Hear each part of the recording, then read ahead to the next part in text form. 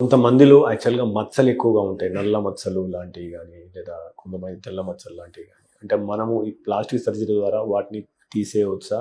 What is the ideal age to do this surgery? పుట్టుకతో వచ్చే మచ్చలు నాట్ అన్ ఇష్యూ. చిన్న సైజు ఉంటాయి, జెయింట్ సైజెస్ ఉంటాయి, జెయింట్ హెయిరీ నీవస్ అంటాం.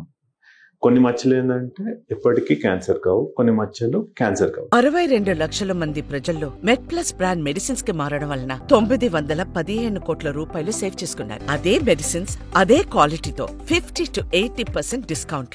జెయింట్ హెయిరీ నీవస్ అనేది పెద్ద సైజ్ది. ఆ సైజ్ ఏంటంటే ఎప్పటికైనా తీపించుకోవాలి, లేదంటే ఎప్పటికైనా ఫ్యూచర్లో క్యాన్సర్ రావచ్చు.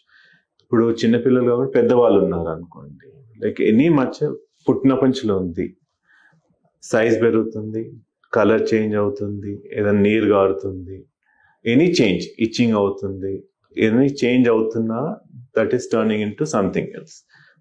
ఫస్ట్ ఇమీడియట్గా బయాప్సీ చేయించడము ఏదో ఒకటి అది తీపిచ్చడం చేయాల్సి ఉంటుంది. ఎందుకంటే అది పెరిగిపోయింది అనుకోండి ర్యాపిడ్గా మెలనోమా అంటాం, అది లైఫ్ థ్రెటనింగ్ క్యాన్సర్స్ కావచ్చు. కొందరు ఫేస్లో ఇట్లా ఎన్నో ఇయర్స్ నుంచి ఉంటుంది, చిన్నగా అల్సర్ అవుతుంది, బేసల్ సెల్ కార్సినోమా అవుతుంది. ఏజ్లో చూస్తాం సన్ ఎక్స్పోజర్ అయ్యి ఓవర్ ఈ పీరియడ్స్ ఏమవుతుందంటే అది క్యాన్సర్ లాగా మారేచాను.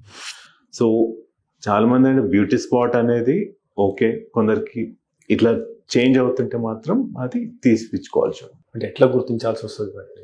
సైజ్ చేంజ్ కావడం, కలర్ చేంజ్ కావడము, ఇచ్చింగ్ కానీ ఏదైనా డిశ్చార్జ్ కావడం, కొత్త మచ్చ రావడం దాని పక్కన, అలాంటివి ఏమైనా ఉంటే ఇమీడియట్ చెక్ చేయించుకోవాలి.